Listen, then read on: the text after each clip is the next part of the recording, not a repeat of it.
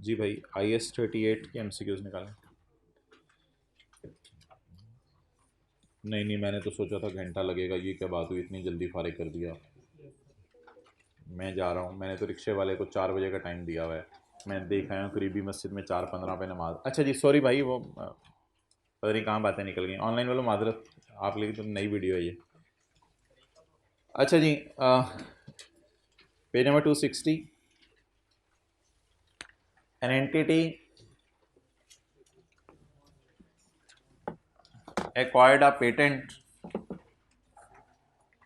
for a period of 10 years at a cost of 90 million.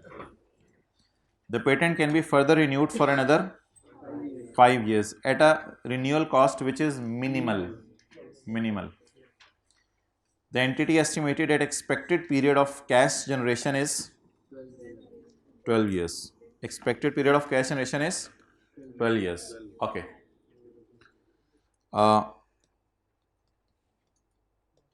Amortise करने हमने, सवाल की रिक्वायरमेंट में भी नहीं पढ़ा। अमोटाइज करने शॉर्टर ऑफ लीगल लाइफ और entity acquired for 10 years and it can be renewed for 5 years। इसका मतलब है 10 years ओरिजिनल लीगल लाइफ है और एक्सटेंशन कितनी है, और रिन्यूअल मिनिमल कॉस्ट पे है, इसलिए इस 5 को भी डालेंगे। अगर रिन्यूअल सस्ती हो तो इसको डालेंगे 15। Useful life 12। अब हम मुझे बता दें लोअर क्या है, 12। तो 12 साल के ऊपर अमोटाइज करेंगे। सवाल क्या है? ओ थ्री खैर, सवाल ने अमोटाइजेशन नहीं मांगा, सवाल ने ये वाला 12 मांगा है। आप ये वाला 12 भी लिख के आ जाएंगे तो नंबर तो आपको भी मिल ही जाने हैं वैसे, लेकिन सवाल ने पूछे what is the useful life of patent. क्या पूछी है उसने? अगर वो पूछता what is the period over which it is amortised, तो ये होता होना तो 12 ही था, तुक्का तो इधर भी लग ही जाना था। लेकिन असल बात यह है कि वो कोदा पार्ट निकला यूजफुल लाइफ, वो पूछ यूजफुल लाइफ रहा था। और अगर मैं आपको मजे की बात बताऊं, जो सवाल की रिक्वायरमेंट है उसके लिए ये लाइनें इरेलीवेंट है, क्योंकि सवाल पूछ के रहे सिर्फ यूजफुल लाइफ, ये तो नहीं पूछ रहा था period over which it is to be amortised. हाँ, ये आप काट सकते हैं ना, क्योंकि यूजफुल लाइफ मांगी है उसने सिर्फ। क्या चीज? हाँ, तो शॉर्टर क्या है? देखो, अगर रिन्यू आप करा भी लोगे और 5 साल और रिन्यू, असल में रिन्यूअल शायद 10 साल के ओरिजिनल लाइफ है, रिन्यूअल 5 साल से कम की होती नहीं, लेकिन आपको पता है कि 12 साल से ज़्यादा इस चीज़ ने फ़ायदा नहीं देना, तो लॉजिकली शॉर्टर पे ही हमने कहा था अब करेंगे, अगले 3 साल इससे फ़ायदा ही नहीं उठाना।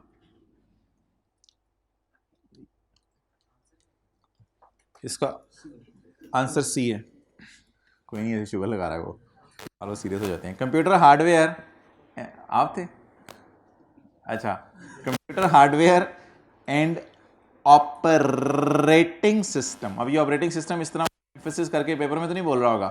Computer hardware and operating system which is an integral part of computer hardware. अब अगर आप कंप्यूटर हार्डवेयर बाय करें, या चलें लैपटॉप आप बाय कर लें ₹1,00,000 का, उसमें आपको कोई बता भी दे विंडोज़ 10,000 की हैं, स्टिल आपने सारी कॉस्ट को कहाँ डालना है? IS-16 में। IS-16 as a combined cost. लेकिन एक ये ऑपरेटिंग सिस्टम ना होता, ये गेम होती कोई, या ये माइक्रोसॉफ्ट एक्सेल होता, या ये एंटीवायरस होता, तो फिर इस पे अलग से IS-38 लगता। फिर शायद इस तरह का कोई पॉइंट सी होता, IS-16 for hardware and IS-38 for game. ये जरा देखिएगा, एक थोड़ा सा मजे का सवाल उसने बनाने की कोशिश की थी, पढ़ें।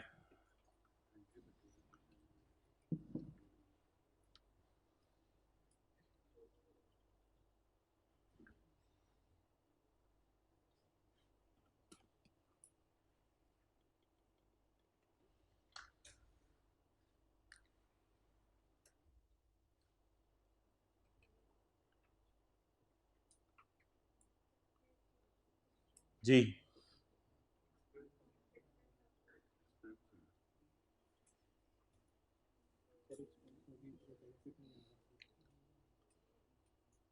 दूसरे को खेलने नहीं देना, दूसरे को खेलने नहीं देना। एक एंटिटी है, उसने परचेज किया एक patent for its product A in 2014 for 20 years. 2014 में हमने एक पेटेंट खरीदा है 20 ईयर्स के लिए। 14, 15, 16, 17, 18, 19, 20, 21, 22, 23, 24, 25, 26, 27, 28, 29, 30, 31, 32, 33। 2014 से 2033 तक हमने इस्तेमाल के लिए एक पेटेंट खरीदा हुआ है। 2019, 14, 15, 16, 17, 18, जब 5 साल गुजर चुके थे तो हमने 19 में एक और पेटेंट खरीद लिया कंपीटिंग प्रोडक्ट का फॉर 20 ईयर्स।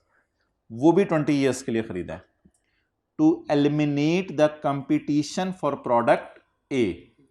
अब जरा बात समझने की कोशिश कीजिएगा। 2 बेकरीज हैं, एक गोरमे है, एक केक्स एंड बेक्स है। गोरमे वाले कहते हैं कि जी 2014 में हमने बिजनेस चलो शुरू किया है, परचेज पेटेंट के लफ्ज़ को भी इग्नोर करें, 2014 में हमने बिजनेस शुरू किया है और हमारे ख्याल से हमारा नाम बड़ा है, 20 साल तक हमें फ़ायदा होगा। 14, 15, 16, 17, 18 चलता रहा। 19 में जाके गोरमे वालों ने केक्स एंड बेक्स को भी ख़रीद लिया। 19 में जाके गोरमे वालों ने केक्स एंड बेक्स को भी ख़रीद लिया, जैसे कि जैज़ वालों ने वारिद वालों को ख़रीदा था। तो 19 में जाके इन्होंने केक्स एंड बेक्स को भी ख़रीद लिया। जब इन्होंने केक्स एंड बेक्स को ख़रीद लिया तो हमने पूछा यार आपने केक्स एंड बेक्स को क्यों ख़रीदा है? इनका भी नाम है, इनका नाम का अगले 20 साल फ़ायदा आना है, 2019 से लेके 2038 तक फ़ायदा आना है। इनके नाम का अगले 20 साल फ़ायदा आना है। इन्होंने कहा हमारा मकसद इनके पेटेंट को यूज़ करते हुए प्रोडक्ट्स बनाना नहीं है, हमारा मकसद सिर्फ कंपटीशन रोकना है प्रोडक्ट ए का, और प्रोडक्ट ए की रिमेनिंग लाइफ रह गई हुई है 15 साल।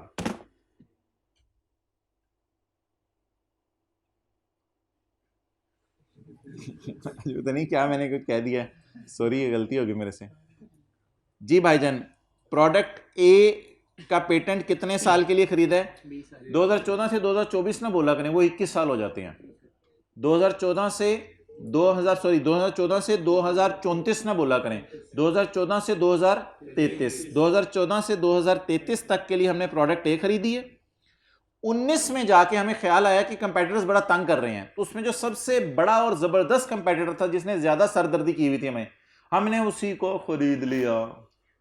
हमने कंपेटिटर को खरीद लिया। हमने क्यों खरीदा? उसके नाम की प्रोडक्ट्स उस तरह की बनाएंगे अगले 20 साल तक? नहीं, टू एलिमिनेट द। अब अगर कंपटीशन हमने खत्म करना है तो बताएं हमारी प्रोडक्ट ए जो है उसने टोटल बकाया कितने साल बनाने का मंसूबा है हमारा?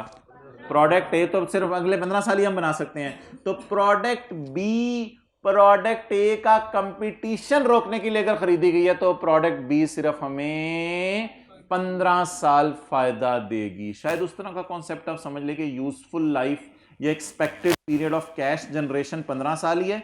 बाकी हाँ 20 साल ये हमारे साथ तो रहेगा, लेकिन हमारा इरादा ही नहीं इसको आगे यूज करने का। जब इरादा ही नहीं यूज करने का तो फिर अगले 5 साल अभी से क्यों 20 साल के ऊपर अमोर्टाइजेशन चार्ज करें? तो क्या हम 2019 से लेके 2038 तक मुसलसल अमोर्टाइज करते रहें, या इसकी नीयत अगलों की प्रोडक्ट बनाना है उस जैसी, या नीयत हमारी जो है वो अपना कंपटीशन रोकना है? तो अपनी तो प्रोडक्ट बंद हो जानी है 2034 में। तो इसका मतलब है 2019 से 2033 तक ये हमें प्रोडक्ट फायदा देगी, और उसके बाद ये प्रोडक्ट भी हमारे किसी काम की नहीं है। तो इसलिए रिमेनिंग यूजफुल लाइफ इसकी कितनी हो गई? 15 साल। इसको कैपिटलाइज करें, कैपिटलाइज जरूर करें, फ्यूचर में बेनिफिट आएंगे। कैसे बेनिफिट आएंगे? रेवेन्यू बढ़ेगा आपका। जब कंपेटिटर चला जाएगा तो वो सारे कस्टमर आपके पास शिफ्ट होंगे। जब आपके पास शिफ्ट होंगे तो वारिद वालों का रेवेन्यू, वो जैज वालों का रेवेन्यू जमीन से आसमान पे चला गया था, वे सारे कस्टमर लाके उधर शिफ्ट हो गए। तो रेवेन्यू तो फ्यूचर में बढ़ेगा, इसमें तो कोई डाउट ही नहीं, रेवेन्यू बढ़ेगा। However entity does not intend to, उसने बार बार एम्फसाइज किया, entity does not intend to manufacture the competing. इस लाइन का मतलब बता दें कि हमने प्रोडक्ट बी से 20 साल फायदा नहीं उठाना। अब बता दें मुझे जरा प्रोडक्ट बी से क्या नहीं करना। ये स्काई ब्लू में मैंने लिख दिया। प्रोडक्ट बी से क्या करना है ये मैंने ग्रीन में हाईलाइट कर दिया। बताएं जी, प्रोडक्ट बी से क्या नहीं करना? 20 साल फायदा नहीं उठाना, बस ये लिखा हुआ है 20, हमने इसकी कोई प्रोडक्ट्स नहीं बनानी, प्रोडक्ट बी से ये नहीं करना, फिर प्रोडक्ट बी से करना क्या है, जो हमें कंपटीशन में फंसे हुए उस कंपटीशन को हमने रोकना है। तो मेरे ख्याल से फिर 2033 तक ये फायदा देगी, आगे फायदा नहीं देगी। और अगर उल्टा लिखा होता कि एलिमिनेट द कंपटीशन का कोई चक्कर नहीं है, however the entity intend to manufacture the competing product, फिर तो हम 20 साल तक बनाते, फिर इसको 20 साल पे अमोर्टाइज करते। आप लोग पता नहीं कि इधर उधर घूम रहे थे, एक्सपेंस क्यों करना है यार, आप ऐसे ही पागल हैं, इतना बड़ा खर्चा कर रहे होंगे। The cost of purchasing the second patent for competing product should be, the cost should be capitalized and amortized over a period of 15 years। Expense में तो नहीं डालना ना, 15 साल फायदा दे रही है चीज, तो एक्सपेंस में क्यों डालें।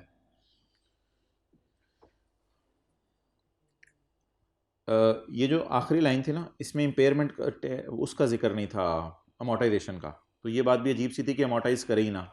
ये शायद ये तो वो ना, ये वाला कॉन्सेप्ट पता है किन के लिए यूज़ होता है, ये 3 चीज़ों के लिए यूज़ होता है। चौथा वाला कॉन्सेप्ट, ये गुडविल के लिए यूज़ होता है और परचेज गुडविल के लिए और डेवलपमेंट वर्क इन प्रोग्रेस के लिए, ऐसा इंटेंजिबल जिसकी इनडेफिनेट लाइफ है।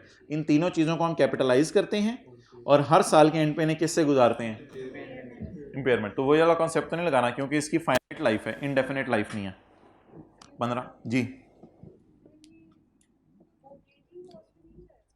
ऑपरेटिंग कॉस्ट में क्या मतलब, एक्सपेंसेस में नहीं, तो फिर हम इतना बड़ा खर्चा कर क्यों रहे होंगे अगर प्रोडक्ट बी का मकसद क्या है, कंपटीशन रोकना। तो हमने प्रोडक्ट कब तक बनानी है, 15 साल तक, तो 1 साल का कंपटीशन रोकना तो मकसूद नहीं है, हमेशा का कंपटीशन रोकना मकसूद है। कोई एक कॉलेज वाले दूसरे कॉलेज को ख़रीद लें, तो वो जो करोड़ों रुपया पे किया है, क्या वो इसलिए पे किया है कि 1 साल तक फ़ायदा आएगा हमें, तो कई साल तक फ़ायदा आएगा। जी, पेटेंट तो कोई चीज़, कोई फिर आप कोई प्रोडक्ट या कोई चीज़ होगी, पेटेंट का लफ्ज़ उस लिस्ट में तो है नहीं, इंटरनली जनरेटेड होता फिर भी ये कैपिटलाइज होता।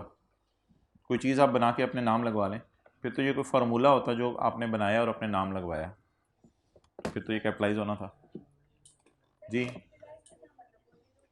कैपिटलाइज का मतलब है कि 2019 में आप इसकी एंट्री करेंगे, फर्ज करें 1 करोड़ रुपये का ख़रीदा है या 15 करोड़ का ख़रीदा है, इसकी एंट्री करेंगे 2019 में, इंटेंजिबल डेबिट कैश क्रेडिट, तो इतने में हमने कंपेटिटर को ख़रीद लिया, इंटेंजिबल डेबिट कैश क्रेडिट, उसका फार्मूला, उसका पेटेंट होते कोई चीज़ आपने अपने नाम लगवाई हुई है, तो उसका फार्मूला चीज़ों के बनाने का, या वो आपने बाय कर लिया, और बाय करके आपका मकसद सिर्फ ये था कि आपने कंपटीशन रोकना है, अब आप उसको 15 सालों पे अमोर्टाइज कर दें। जी, अगला तो बड़ा आसान सा सवाल है, Apollo limited carries out research and development. अच्छा, ये जी जितने आप 4-5 सवाल आने लगे हैं ना, इनमें कुछ भी नहीं है R&D को अलग अलग करना है, लेकिन मार क्या है, अकाउंटिंग की मार रहा है, ईयर एंड जो है वो 31 दिसंबर नहीं रख रहा, तो आपने रिसर्च और डेवलपमेंट की बस डेट्स ढूंढनी है। बड़े आसान सवाल हैं। अगले जो 4 पिछले सवाल है ना, वो Apollo limited carries out research and development in the year ended 30 June 15। AL इनका total cost in relation to project M के लिए इसने कॉस्ट की है कितनी, 7.5 lakh, spending the same amount each month up to 30 April when the project was completed. Project complete कब हो गई है, 30 अप्रैल को। अच्छा, मुझे ये बता दें डेवलपमेंट मुकम्मल कब हो गई है, 30 अप्रैल को। पुठा चल रहा है सवाल, डेवलपमेंट मुकम्मल कब हो गई है, 30 अप्रैल को, when the project was completed.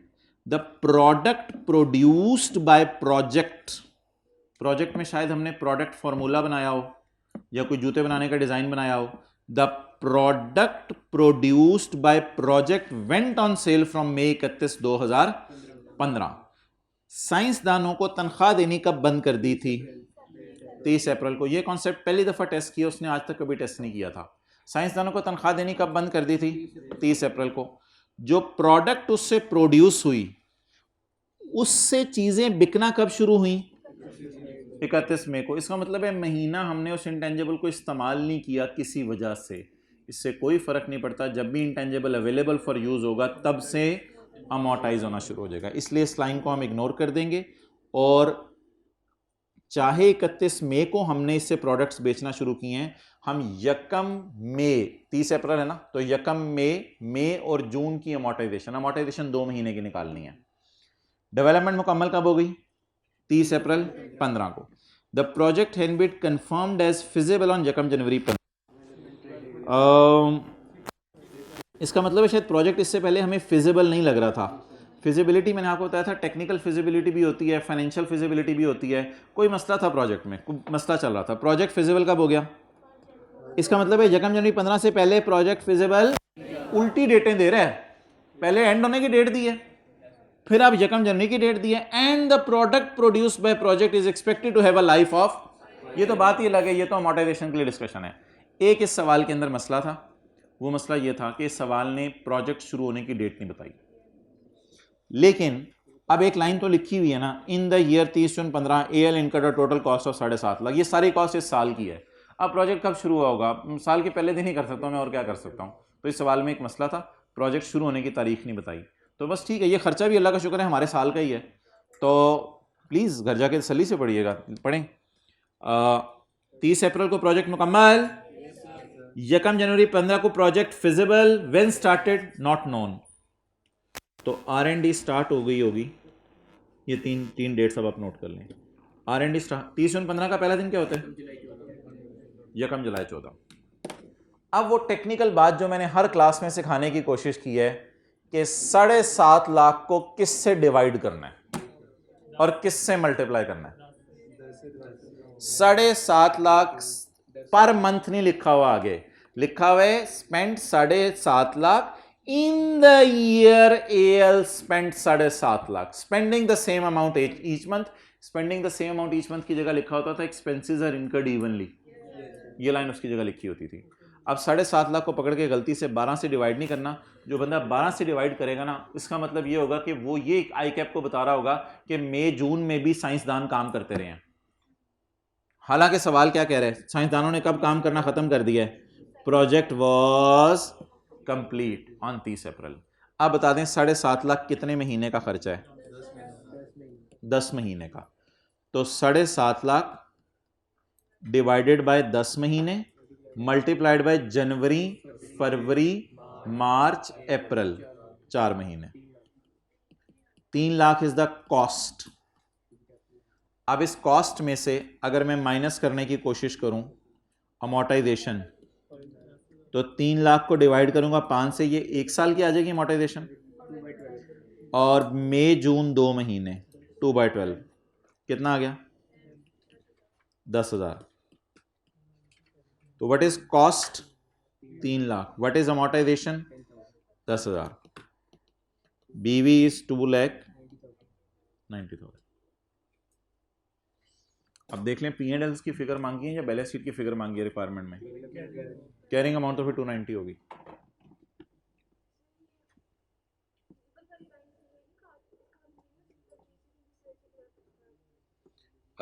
इनका सवाल है कि the project has become confirmed as feasible on यकम जनवरी 15। प्रोजेक्ट फिजिबल हो गया यकम जनवरी 15 को। जैसे एक सवाल में लिखा होता है इट बिकेम कमर्शियली वायबल, तो फिजिबल हो गया यकम जनवरी 15 को डजंट मीन के स्टार्ट हुए यकम जनवरी 15 को। और दूसरी बात, इसका मतलब है फिजिबल इस दिन हुए तो इससे पहले फिजिबल नहीं था, तो चल तो रहा था ना, फिजिबल नहीं था सिर्फ। हाँ, तो इसलिए अल्लाह का शुक्र है हमने सारे एक्सपेंस में डाल दिए, इसलिए हमने ये सारी एक्सपेंस में डाल दी।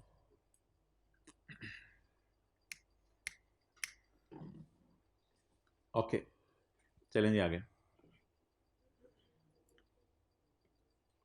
नोट अब क्या करना है, वो ज़्यादा नोट करना है तो यूट्यूब पे वीडियो अपलोड होगी तो पॉज करके नोट कर लीजिएगा, फिर इधर ही बैठे रहेंगे हम पूरा दिन।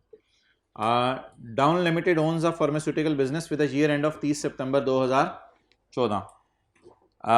DL, अच्छा ईयर एंड क्या जी? अच्छा, अब ना इंटरेस्ट लें, अब मज़ा आएगा, अब थोड़ा सा रिदम बन गया आपके बात का। अब ये 2 से 3 सवाल बिल्कुल इसी पैटर्न पे चलेंगे। Down limited owns a pharmaceutical business with year end of 30 सितंबर 14। पहला दिन बता दें जरा।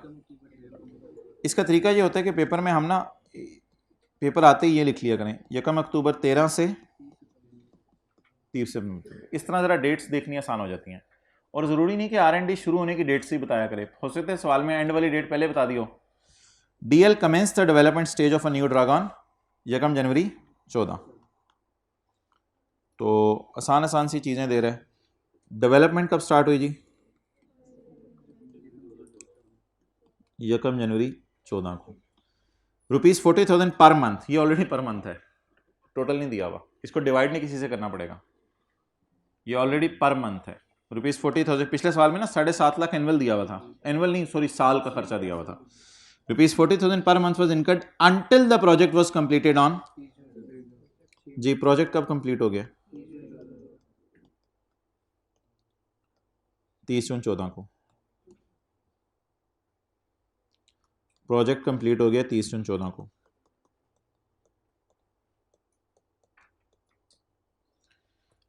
When the drug went into immediate production, और फैक्ट्री को हैंड ओवर हो गया फौरन। तो इसका मतलब है जून से आगे ना, जुलाई अगस्त सितंबर की हमने अमोर्टाइजेशन कैलकुलेट करनी होगी, 3 महीने की amortisation. Directors became confident of the project success on यकम मार्च 14, ये दरमियान की एक डेट डाल दी है।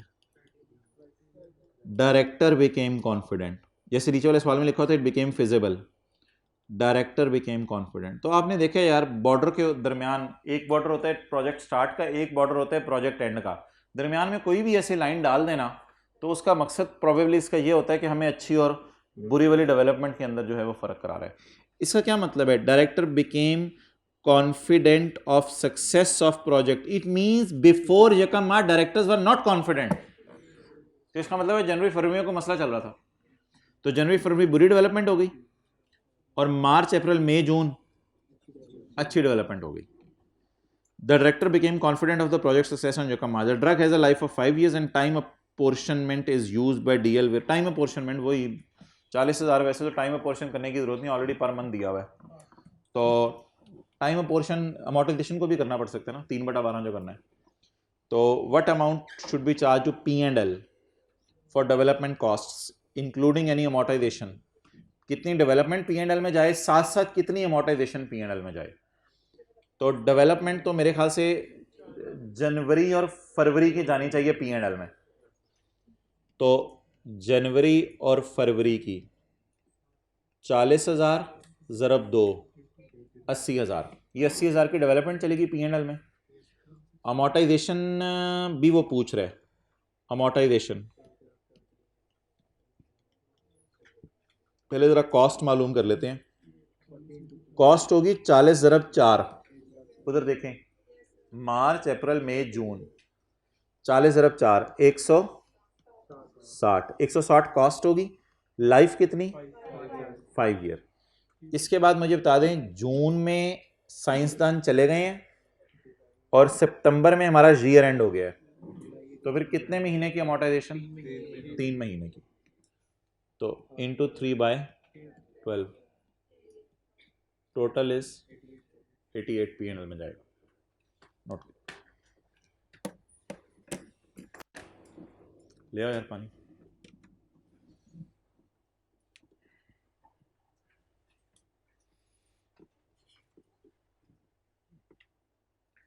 बस ये अब 2-3 सवाल ही रह गए हैं जो जानदार हैं, पीछे सारे सादा सादा पड़े हुए हैं। ले जाओ वापस जी। पिछला सवाल ठीक है।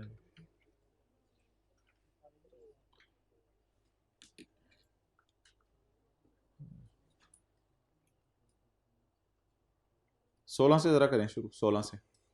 During the year Fayaz limited incurred ₹2 lakh of development cost for a new product. 2 lakh रुपया हमने डेवलपमेंट के लिए खर्च किया, पूरा डेवलपमेंट के लिए। In addition FL spend 60,000 on यकम जनवरी 18 साल के पहले दिन on a machine which is use to help develop the new product and 40,000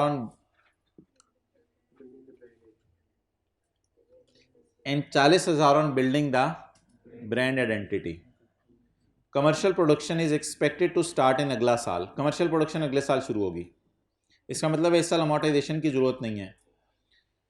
the machinery is expected to last for 4 years। What value should be included in intangibles in FL's balance sheet as at 31 December 2018। During the year ended 31 December 18 वो इनका 2 lakh of development, कुछ बताया अच्छी या बुरी? कुछ नहीं बताया अच्छी या बुरी। तो ये डेवलपमेंट कैपिटलाइज हो जाएगी कितने से? 2 लाख से। एफएल स्पेंड 60,000 ऑन यकम January on a machine use to help develop the new product. भाई ने ना एक लफ्ज़ बोला है जिसकी वजह से थोड़ी सी मुझे बात फैलानी पड़ेगी। ये भाई ये कह रहे हैं कि ये पायलट प्लांट है। मोहतरम पायलट प्लांट जब भी होगा ना तो वो सवाल के अंदर उसका जिक्र करेगा कि ये पायलट प्लांट है। ये पायलट प्लांट बिल्कुल नहीं है। ये क्या है? ये प्लांट है जो 4 साल तक हमें फ़ायदा देगा। ये वो लैब इक्विपमेंट टाइप कोई मशीन है जो लैब में साइंसदान यूज़ करें, जैसे कॉलेज वालों ने जनरेटर को कैंटीन बनने में इस्तेमाल किया था। तो हमने लैब के अंदर एक मशीन इस्तेमाल की है। पायलट प्लांट अगर होता ना तो पायलट प्लांट फिर हमारा 4 साल ना चलता। हमने 2019 में तो लैब बंद कर देनी है, बल्कि 2018 के एंड पे ही लैब बंद कर देनी है। 2019 से तो हमने फैक्ट्री में प्रोडक्शन शुरू कर देनी है। तो हम पागल हैं पायलट प्लांट 4 साल के लिए बना के रखें? पायलट प्लांट सिर्फ उसी प्रोजेक्ट के लिए बनता है और पायलट प्लांट फेंक दिया जाता है और फारग कर दिया जाता है जिस वक्त डेवलपमेंट मुकम्मल हो जाए। तो इसलिए it is not pilot plant. ये वो जनरेटर टाइप चीज़ है जो यूज़ हो रही थी किसी और इनटेंजिबल को बनाने के लिए। तो वो जो क्वेश्चन किया था पास पेपर का क्वेश्चन 6 पोपल वाला, उसके अंदर एक लैब इक्विपमेंट था जो डेवलपमेंट फेज़ की डेप्रिसिएशन, काफ़ी थ्योरी का सवाल था लंबा सा, डेवलपमेंट फेज़ की डेप्रिसिएशन इसकी कॉस्ट में ऐड की थी। अब ये सारी बातें मुझे कहाँ से पता चल रही हैं? एक सादा सी लाइन लिखी हुई है, इनका जहन वैसे ही पायलट प्लांट की तरफ चला गया, मेरे ख्याल से बाकियों का जहन दूसरी तरफ ही गया होगा। On machinery specifically use to develop the new product. ये मशीनरी सिर्फ और सिर्फ इस्तेमाल हुई है न्यू प्रोडक्ट बनाने के लिए। तो अब न्यू प्रोडक्ट कब से बन रही है? अगेन सवाल साइलेंट है, तो यकम जनवरी से ही बन रही होगी न्यू प्रोडक्ट। तो अब इस मशीन की प्लीज़ डेवलपमेंट शुरू होने का टाइम नहीं उसने सवाल में बताया हुआ, ढूंढिए के बिना घर जाके, नहीं बताया हुआ उसने। अब इसकी पूरे साल की डेप्रिसिएशन पकड़ लेते हैं, 60 डिवाइडेड बाय 4 15 215। लेकिन प्लीज़ 40,000 को आपने नहीं डालना, इसको आप एडवर्टीजमेंट कह दें या इसको इंटरनली जनरेटेड ब्रांड कह दें, जो मर्जी नाम रखें इसका, ये एक्सपेंस में जाना है। ब्रांड बिल्ड हो रहा है, अपना नाम खुद बनाने की कोशिश की जा रही है, तो ये तो एसेट नहीं है किसी भी सूरत, ये एक्सपेंस में जाएगा। ब्रांड बिल्डिंग, एडवर्टीजमेंट भी कह सकते हैं इसको और इंटरनली जनरेटेड ब्रांड भी कह सकते हैं। 40,000 रुपये को इनटेंजिबल में 215 ही जाना है। अमोटाइज इसलिए नहीं होना कि कमर्शियल प्रोडक्शन 2019 में शुरू होनी है, तो प्रोजेक्ट एंड होने की डेट वैसी नहीं उसने बताई, तो शायद वर्क इन प्रोग्रेस हो या क्या सीन है वो सारा इसने नहीं बताया। और इंटेंजिबल की लाइफ नहीं दी, मशीन की लाइफ दी है। इंटेंजिबल की लाइफ इसलिए नहीं दी कि शायद अभी तक वर्क इन प्रोग्रेस है या क्या चक्कर है। तो ये इंटेंजिबल अभी 215 का बैलेंस शीट में नजर आएगा। अ कंपनी हैड, बस ठीक है, ये आखिरी 2 सवाल हैं, इसके बाद तो सारा पीछे स्क्रैप पड़ा हुआ है। अ कंपनी हैड, ये 2 सवाल इंपॉर्टेंट है।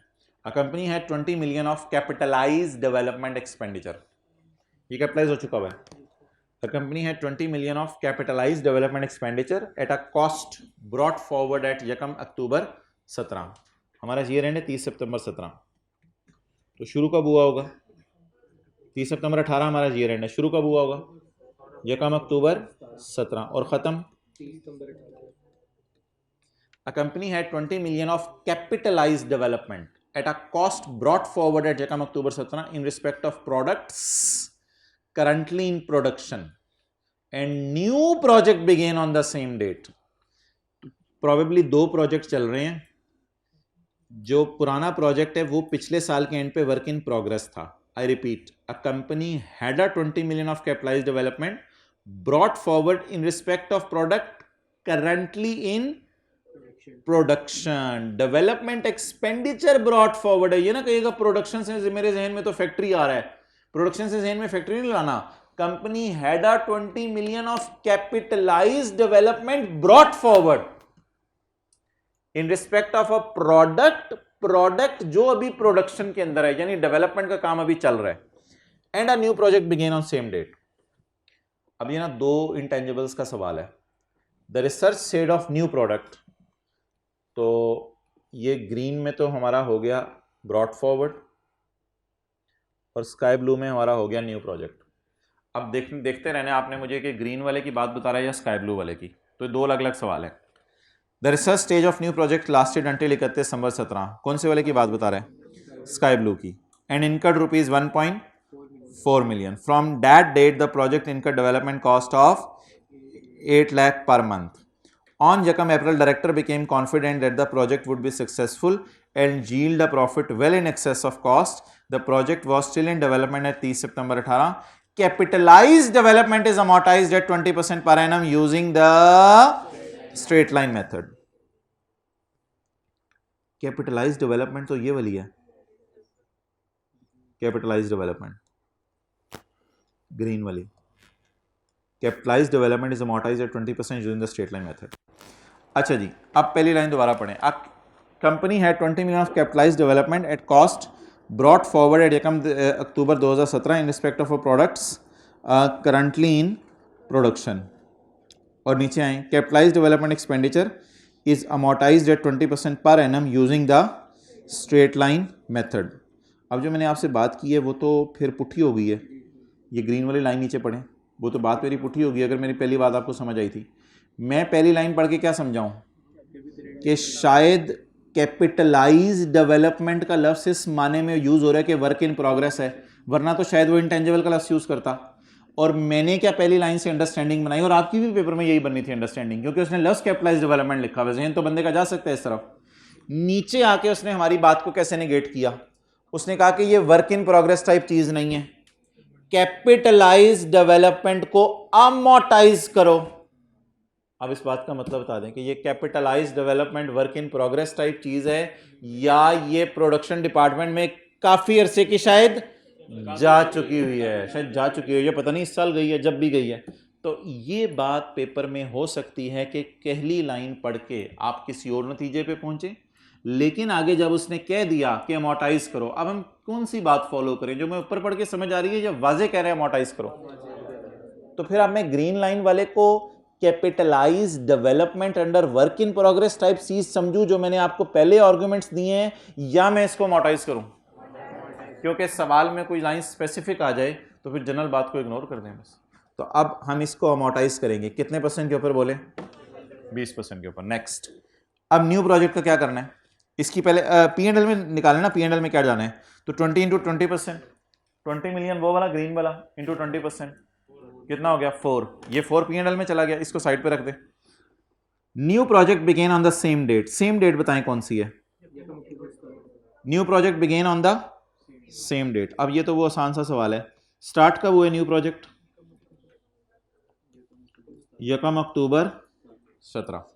The new project begin on same date. The research stage lasted until 31 December 17। आप लोग इसको कुछ और समझ रहे हैं, मैं समझ रहा हूं डेवलपमेंट स्टार्ट हो गई है। आप लोग अगर इसको लिखना चाह रहे हैं रिसर्च खत्म हो गई है वो लिख लें, मैं ये नहीं लिख रहा कि रिसर्च खत्म हो गई है, मैं लिख लेता हूं इसको रिसर्च चली 31 दिसंबर तक। तो मैं अगर इस तरह लिख लूं कि डेवलपमेंट शुरू होगी 31 दिसंबर को, तो एक ही बात है ना, या 1 जनवरी कर लें, जो मर्जी। तो डेवलपमेंट कब शुरू हो गई? 1 जनवरी 18 को। रिसर्च कब तक चली? 31। तो तब से क्या शुरू हो गई है? The research stage lasted until 31 December and incurred 1.4 million of research की कॉस्ट है भाईजान, ये 1.4 सारी की सारी, ये तो P&L में जाएंगी, P&L में जाएंगी। फ्रॉम दैट डेट यानी कब से? 1 जनवरी से या 31 दिसंबर से, जो भी समझ लें। फ्रॉम दैट डेट, ये क्यों मिसिंग कर रहा है? From that date the project incurred development cost of 8 lakh. उस दिन से क्या हो रही है? Development. On 1 April director became confident, mean जिससे पहले वो confident. On 1 April director became confident. 1 अप्रैल 18 डायरेक्टर हो गए कॉन्फिडेंट कि अब ये प्रोजेक्ट आगे चल सकता है और अच्छा खासा प्रॉफिट कमा के देगा। The project was still under development. 30 September 18 work in progress, अभी तक वर्क इन प्रोग्रेस है जी। अब सारे ऊपर देखें, यहां से लेके यहां तक और यहां से लेके यहां तक सारा P&L में जाएगा। अक्टूबर, नवंबर, दिसंबर, पहले आप मुझे जरा ये बता दें कि अक्टूबर, नवंबर, दिसंबर में कॉस्ट कितनी हुई है? 4 मिलियन। इस अरसे में कॉस्ट हुई है 1.4। From that date the project incurred development cost of 8 lakh. उस दिन से आगे कितनी कॉस्ट हो रही है? अच्छा जी, अब आप मुझे ये बताएं, एक्सपेंस में एक तो वो अमोर्टाइजेशन जाएगी पुराने वाले की 20 इंटू 20%, कितना हो गया? 4। अच्छा, इसके बाद एक्सपेंस में जाएगी नए वाले की रिसर्च अक्टूबर नवंबर दिसंबर, वो 1.4 दी हुई है, जरा देखें, इसमें ब्रैकेट लगाने की जरूरत नहीं, 1.4 पर मंथ नहीं है वो। इसके बाद डेवलपमेंट एक्सपेंस जाएगा, जनवरी फरवरी और मार्च का, 3 महीने का, 8 lakh into 3 rupees in million, 2.4, ये डेवलपमेंट एक्सपेंस चला जाएगा।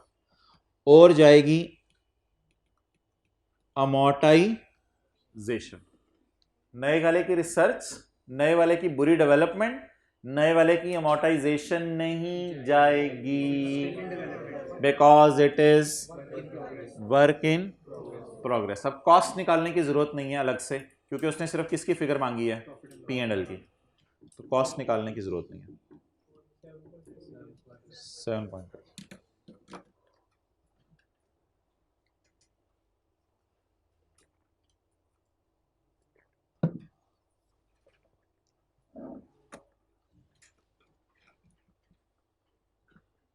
Okay,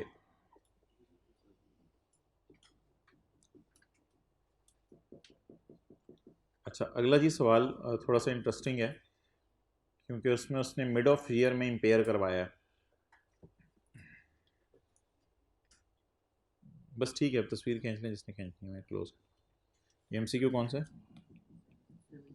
17।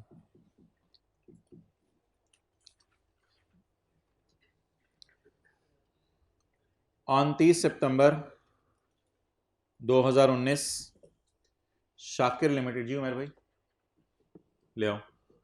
On 30 September 2019 Shakir limited trial balance showed a brand at a cost of 30। ये मेरे ख्याल से क्लोजिंग वैल्यू दे रहा है, देखें इधर, क्योंकि ईयर एंड भी हमारा 30 सितंबर है। ले आओ, पॉज करो। At 30 September 2019 Shakir trial balance showed brand at a cost of ₹30 million less accumulated amortisation. Accumulated amortisation इसने भाई जन ब्रॉड फॉरवर्ड दे दिया, और कॉस्ट इसने क्लोजिंग दे दी है। इसका मतलब है कॉस्ट में चेंज नहीं आई होगी, कोई मसला नहीं। Amortisation is based on 10 year life, 10 साल की लाइफ की बुनियाद पे ये अमोर्टाइज हो रहा है। An impairment review on mid of year, mid of year तो उसको पता चला होगा ना, जिसने ये सवाल आते ही लिखा होगा कि 1 अक्टूबर 18 से, इसका मिड कब बनता है? अक्टूबर नवंबर दिसंबर जनवरी फरवरी मार्च, तो 1 अप्रैल को मिड बन जाएगा। ऑन 1 अप्रैल इंपेयरमेंट रिव्यू हुआ, कंक्लूडेड दैट, पहले छोड़ें, मिड ऑफ ईयर की बुक वैल्यू निकाल लें, मिड ऑफ ईयर की बुक वैल्यू निकाल लें।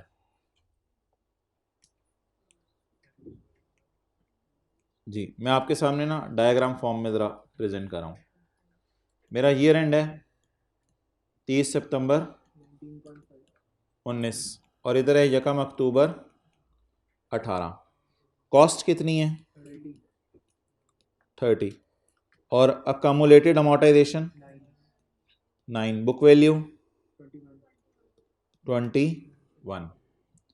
मेरा मिड ऑफ ईयर क्या है? 1 अप्रैल 2019। अच्छा जी, मुझे ये बताएं कि मैंने इम्पेयरमेंट टेस्ट से गुजारा है 1 अप्रैल को, तो इससे पहले तो मैं 6 महीने कॉस्ट बेस पे ही अमोर्टाइज करता रहूं, और यूजफुल लाइफ वगैरह, रिमेनिंग लाइफ वगैरह इम्पेयरमेंट के बाद देगा वो, जो इम्पेयरमेंट से पहले देगा।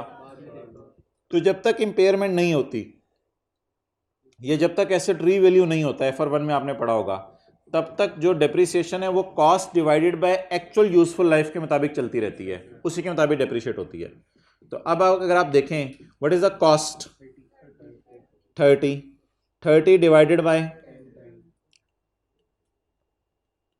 Multiplied by 6/12। आगे सवाल ना पढ़े।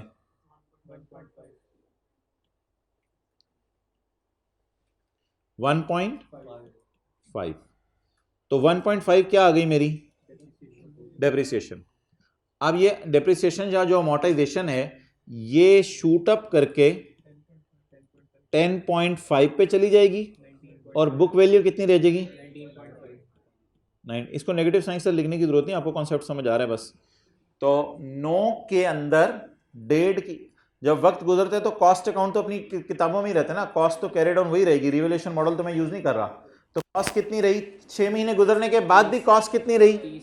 लेकिन 6 महीने गुजरने के बाद एसेट अपनी वैल्यू लूज कर गया। तो बीवी गिर के 21 से 19.5 पे क्यों आ गई है? क्योंकि 6 महीने एसेट अमोर्टाइज हो गया। तो ये मैंने अमोर्टाइजेशन कैलकुलेट किया ऊपर आपकी आंखों के सामने, ये मैंने अमोर्टाइजेशन कैलकुलेट किया है और नीचे फिर मैंने डेढ़ की फिगर लिख के आपको बता दिया कि 9 शूट अप करके 10.5 पे चला गया। चलें जी आगे। इसकी एंट्री बन जाएगी 1.5 की amortisation debit, accumulated amortisation credit.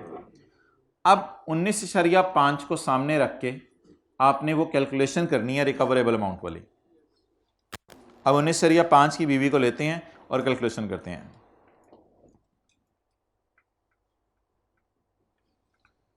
जी साइड पे होके जरा इसके नीचे लाइन लगा के जी भाईजान एक वर्किंग करते हैं। एक वर्किंग मैंने वैसे ऊपर भी की है ये वाली, ये तो अमोर्टाइजेशन निकालने के लिए की है। टाइमलाइन पे इसलिए चीज़ें बना रहा हूँ जरा समझ आ जाए। अच्छा एक वर्किंग करें जी, मुझे बताएं बुक वैल्यू कितनी है 1 अप्रैल 19 को? 19.5। 19.5 इज बुक वैल्यू।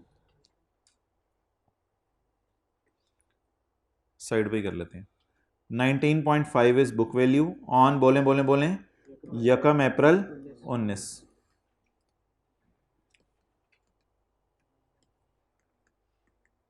इसे कंपेयर किससे करना है? रिकवरेबल अमाउंट से। Higher of value in use और fair value less cost to sale.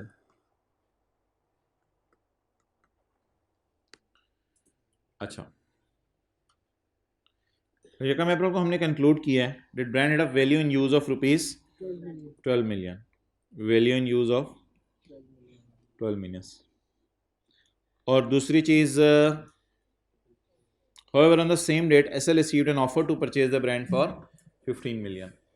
अच्छा इस तरह का एक लफ्ज़ था पास पेपर के क्वेश्चन नंबर 9 में, उसमें लिखा हुआ था कि हमें ऑफर आई है ये एसेट आपको इतने का हम खरीद सकते हैं। तो मैंने कहा था कि इस सवाल में लिखा हुआ है रिवैल्यूएशन मॉडल, आप इस फिक्रे की बुनियाद पर एसेट को रिवैल्यू ना करें, क्योंकि इस फिक्रे का मतलब ये नहीं है कि ये एसेट की फेयर वैल्यू है, मार्केट एक्टिव मार्केट एसेट की अवेलेबल नहीं है। इस लाइन से ये नहीं पता चलना कि सवाल में एक्टिव मार्केट अवेलेबल है।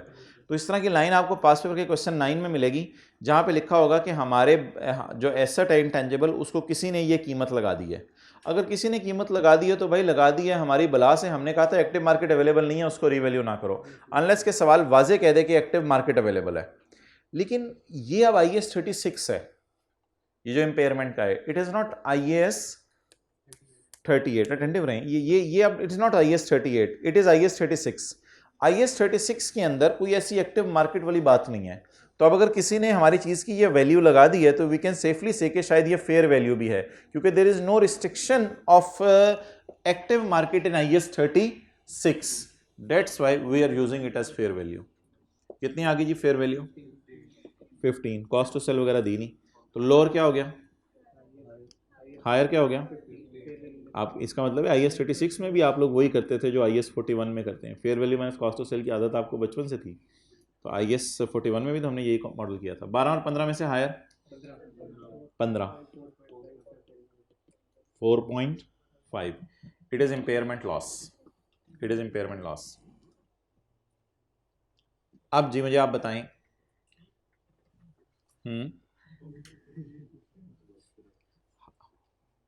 हमारा एसेट फर्दर इंपेयर हो गया, जाओ आप बाकी यूट्यूब पे ले लेना, जैसे भी आप कंफर्टेबल फील करो। अच्छा जी, इम्पेयरमेंट लॉस बता दें जी कितने? 4.5। अब बीवी गिर के कितने पे रह जाएगी? ये बीवी थी, ये रिवाइज्ड बीवी है। भाई उनको बता दें ये अभी काम ना करें, उन्हें कहीं इधर काम हो रहा है, उधर ना करें। अच्छा, रिवाइज बीवी बता दें 15। चलें यहां तक नोट कर लें। 19.5 को 15 पे लाने की रीजन इंपेयर हो गए ना, बोल दिया करें, बस बैठे हुए ऐसे बोल दिया करें, बैठे बैठे भी नहीं बोल रहे होते। आपको कौन सा इमरान खान की तरह स्पीच करने को कहा जा रहा है?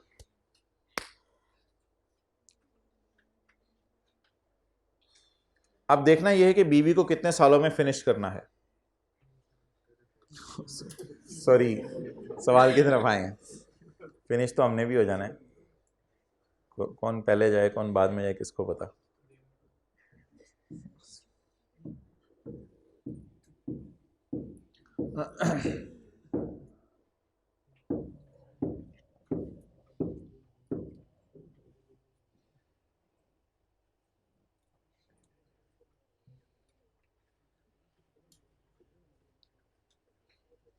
अच्छा जी,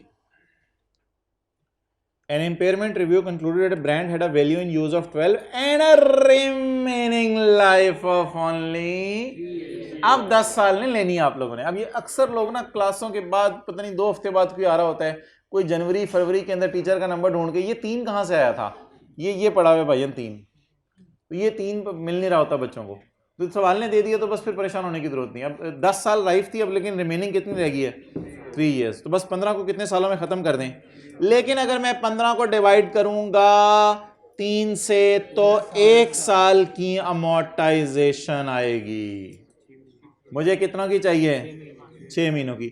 बड़ी मजे की गाड़ी थी, पहले 6 महीने अमोर्टाइज हुई, फिर छठे महीने के एंड पे चीख मार के इंपेयर हुई, और अब फिर जो है वो एक बड़ी चीख मारी और कहे 3 साल बाद आई विल गो। लेकिन हमारे साल तो भी 6 महीने इस्तेमाल हुई ना। 2.5 जी, 2.5। अब टोटल जरा बता दें कैसे बनेगा? कॉस्ट 30, अकमुलेटेड अमोर्टाइजेशन 10.5 और 2.5 12.13 13, और अकमुलेटेड इम्पेयरमेंट लॉस 4.5 12.5। तो ये देखें ना, 15 में से 2.5 माइनस किया तो 12.5 आ गया, 15 में से 2.5 माइनस किया 12.5 आ गया। लेकिन ऐसे भी तो आपको पता होना चाहिए ना, कॉस्ट अकाउंट में 30 ही रहेगा, अमोर्टाइजेशन 10.5 में 2.5 डाल दें, क्योंकि इंपेयरमेंट ना अलग अकाउंट में हम कैरी कर रहे होते हैं, इंपेयरमेंट को अमोर्टाइजेशन के अकाउंट में नहीं घुसाया होता। तो ओपनिंग अमोर्टाइजेशन कितनी थी? 9, पंजाबी वाली 9, तो बहू होती है, आपको पता है 9 का? नहीं पता? सवात में क्या कहते हैं 9 को, बहू को? मोर तो माँ को कहते हैं, ख्वाखी, ख्वाखी, ख्वाखी। मे अल्लाह गिव ख्वाखी टू योर पेरेंट्स। अच्छा जी, तो 9 में 1.5 डाला, आमीन तो को ना, 9 में 1.5 डाला, क्या आ गया? 10.5, 10.5 में 2.5 डाला 13 आ गया। और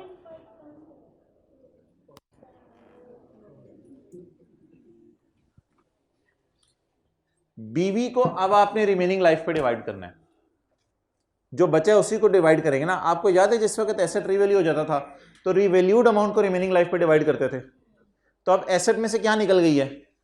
जान। जान, एसेट में से क्या निकल गई है? जान। एसेट 19.5 वाला कितने का रह गया है? 15 का। अब आपने 15 वाले एसेट को कितने सालों में फड़का देना है? 3 सालों में 5-5 रुपए करके फड़का देना है। 15 को 3 सालों में 5-5 रुपए करके फड़का देना है। उसमें से हमारे साल में कितना फड़केगा? 6 महीने 2.5 रुपए। अब जो भी इसमें से सवाल पूछने आप पूछें, कैलकुलेशन सारी हुई हुई है। सिर्फ एक कैलकुलेशन नहीं हुई 4.5 की, वो ये है, वो सोल्यूशन में आपको मिल जाएगी। ये क्या बात हुई, साल के एंड पे इंपेयर कर लिया करे, ये तो स्यापा ही है। दिल में ऐसी बातें ना किया करें, बस जो आ रहा है उसको समझा करें बस। पहले 6 महीने अमोर्टाइज हुआ, फिर ब्रेक लगी, फिर इंपेयरमेंट टेस्ट से गुजरा, फिर पीवी को रिमेनिंग लाइफ पे खत्म कर दें। ओह हद होगी, मैं घर वालों को बता के आया हूँ मैंने लेट आना है। अच्छा जी, हाली limited is developing a new product. ओहो ये कुछ भी नहीं है अब, ये हाली लिमिटेड चलें। अच्छा आप लोग जाना चाहते हैं बिल्कुल जा सकते हैं, ये इसके लिए अलग से कोई किसी दिन कोई क्लास नहीं होनी, ये अभी जो है वो सारे के सारे हो जाने हैं। तो Hali limited is developing a new product and expects to able to capitalise the costs. Pause ले लें, those who want to go तो वो रिज्यूम कर लीजिएगा यूट्यूब से, पॉज ले लें। Holly limited is developing a new product and expects to be able to capitalise the cost. Which one of the following would stop, preclude लिखें stop, Which one of the following would stop capitalization of costs? क्या चीज cost को capitalise करने से रोकेगी? क्या चीज cost को capitalise करने से रोकेगी?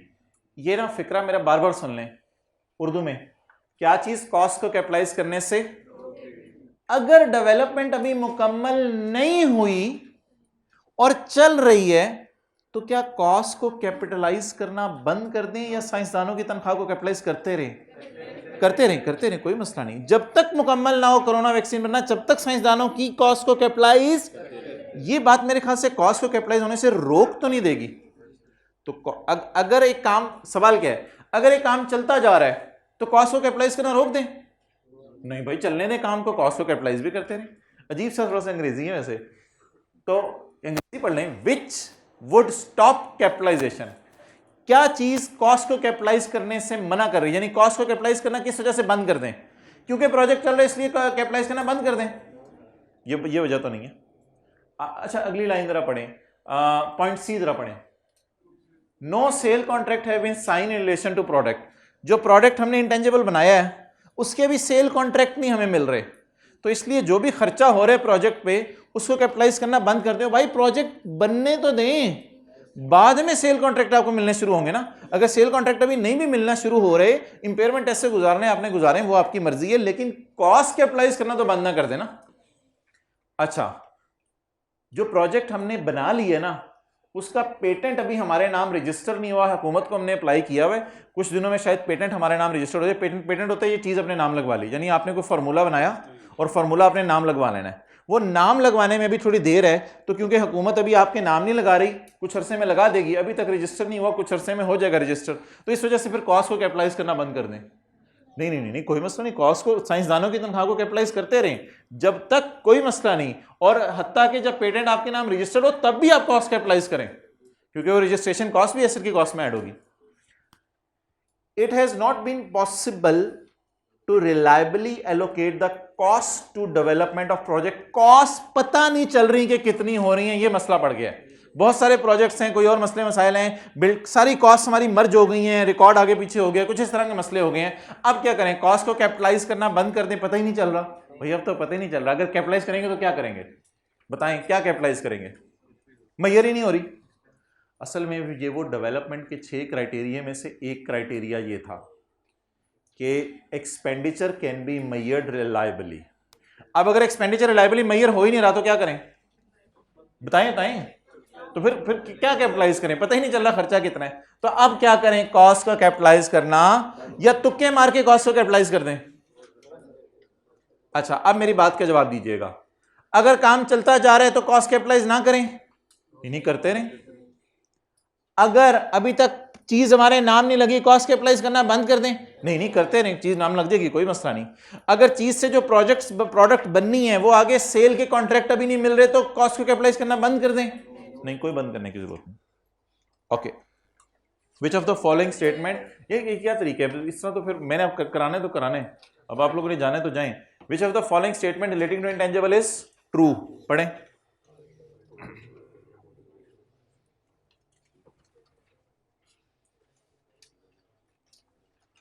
सीट चेंज कर लो यार।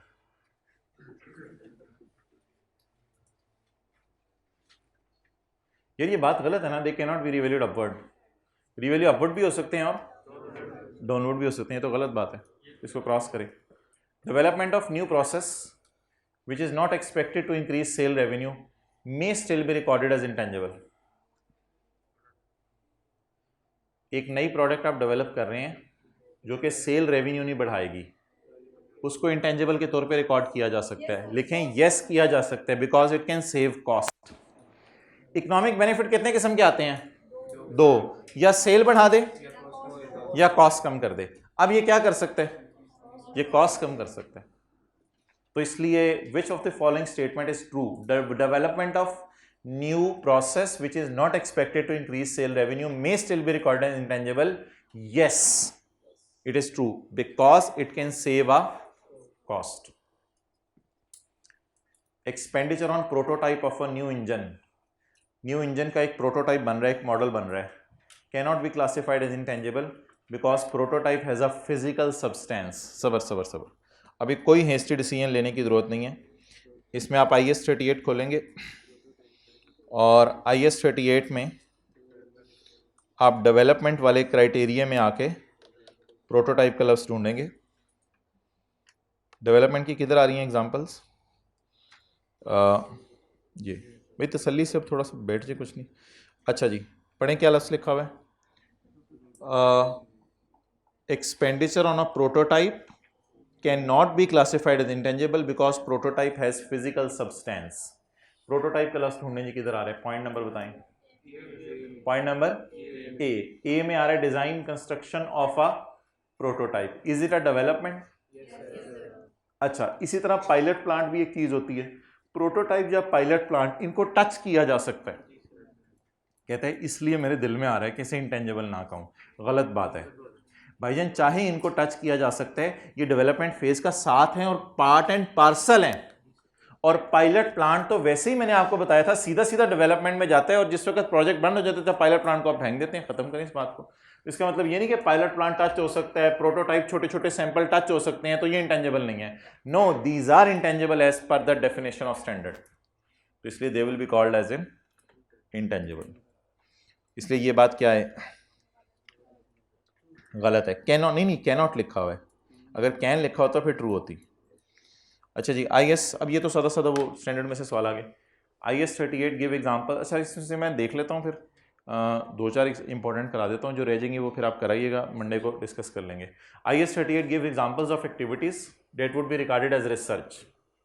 ये कौन सा पैरा है? Examples that could be regarded as research, para 56।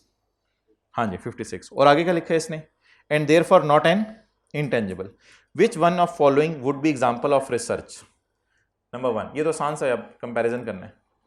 Design and construction of chosen alternative of products और प्रोसेसेस।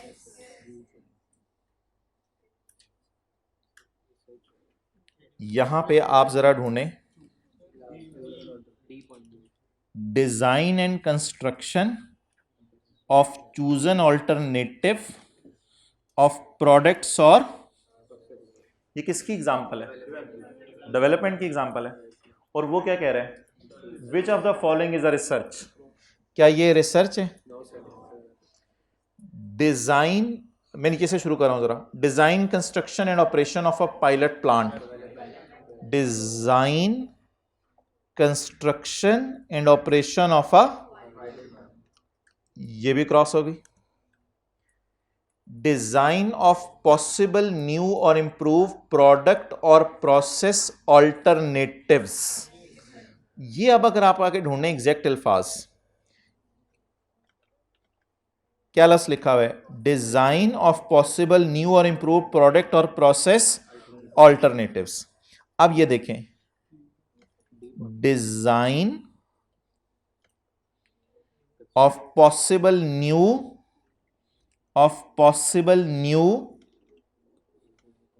ऑल्टरनेटिव्स कितने आ गया है? पॉसिबल न्यू और इंप्रूव प्रोडक्ट और process, possible alternative for product और प्रोसेसेस। ओके, ये किसकी एग्जांपल होगी? रिसर्च की एग्जांपल होगी। अच्छा, next, design of pre production prototypes and models. Design of pre production prototypes and models बताएं। ये तो डेवलपमेंट में है। डिज़ाइन ऑफ, ऊपर वाला है, design of pre production prototypes and models. तो इसको भी क्या कर दें, क्रॉस कर दें। अच्छा जी, इसके साथ तो आप लिख लें, सब्सिडरी का लफ्ज़ लिखा हुआ है कहीं, सब्सिडरी, हाँ, तो इसको कंसोलिडेशन के बाद समझ आएगा, IS 12 कंसोलिडेशन के बाद समझ आएगा। चलें जी, अब इधर आ जाए सारे, कुछ भी नहीं रह गया। Which of the following should be recorded as intangible? Patent अपने नाम करवाया, नई ड्रग बनाई है, उसका फॉर्मूला अपने नाम करवा लिया, है इंटेंजिबल? बस ठीक है, आगे चलें। लाइसेंस है, ट्रेनिंग नहीं, उसको तो अच्छा जी। Which two of the following factors are reasons why key staff can not be capitalise? Security guard है, बाकी लोग हैं, कॉलेज के लिए चलो टीचर हैं, इनको क्यों नहीं कैपिटलाइज किया जाता बैलेंस शीट में? Because they can not B control. ये बेनिफिट देते हैं, देयर वैल्यू भी रिलायबली मेजर की जा सकती है कि इनसे हमें बड़ा फायदा आ रहा है, लेकिन दे can not be controlled by an entity. अच्छा जी, दो चूज करने हैं। Number 1, they do not provide expected future benefit. Expected future benefit जो है वो देते हैं, ठीक है। दे can not be controlled by entity, हमारे से कंट्रोल नहीं हो सकते, ये बात तो ठीक है इनकी। Their value can not be measured reliably. चलो वैल्यू अब रिलायबली मेजर आर्ग्यूमेंट हो सकता है, हो भी सकती है, नहीं भी हो सकती, लेकिन अगला पॉइंट जरा पढ़े, they are not separable from business as a whole. उनको बिजनेस से सेपरेट नहीं किया जा सकता। जिस तरह ऐनक और मैंने कपड़ों वाली मिसाल दी थी और नाक वाली मिसाल दी थी, क्या टीचर को या सिक्योरिटी गार्ड को या प्रिंसिपल को, किसी और को बिजनेस से अलग किया जा सकता है? बिजनेस से बिल्कुल अलग किया जा सकता है इन लोगों को। तो फिर आ जाके मेरे ख्याल से बी और सी बचेगा। सी थोड़ा सा जजमेंटल था, इनकी वैल्यू निकल सकती है या नहीं निकल सकती, लेकिन फिर सी को भी आप इसी में डालेंगे। अच्छा जी, which of the following could be classified as development in the balance sheet? Balance sheet में कौन सी चीज़ आपकी जो है वो डेवलपमेंट के अंदर जो है वो जानी है? अच्छा, इसको भी आप रख लें कंसोलिडेशन के साथ। पहले मैं ज़रा आपको बता दूं अब रह क्या गया है, इसको भी कंसोलिडेशन के साथ रख लें। और which of the following could be classified as development expenditure? 1,20,000 spent on developing a prototype and testing a new type of propulsion system. कोई होता होगा system. The project need further work as a system is currently not viable. बुरी development, अच्छी development?